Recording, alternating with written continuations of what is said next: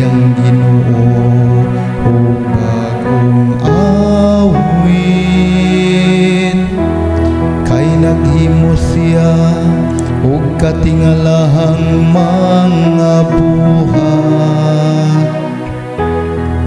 Ang iyang tuong kamot nakakab-ot ug kadaugan alang kaniya.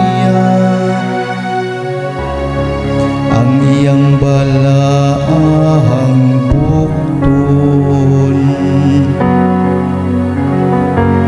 ang tanang kautlanan sa yuta, nakakita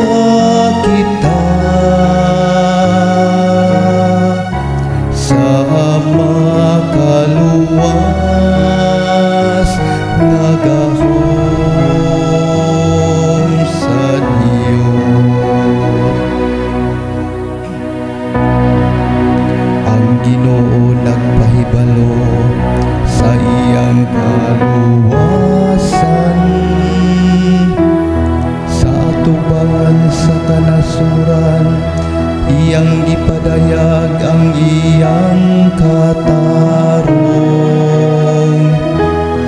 Nahinumdum siya sa iyang kaluoy ug sa iyang kamatinud-anon, alang sa balay ni Israel.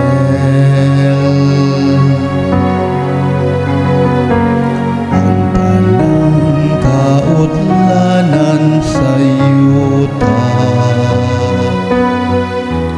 nakakita sa makaluwas nga gahom sa Dios. Ang tanang kautlanan sa yuta nakakita sa kaluwasan sa akong Dios. Awiti nga malikpayon ng Ginoo kamong tanang kayutaan.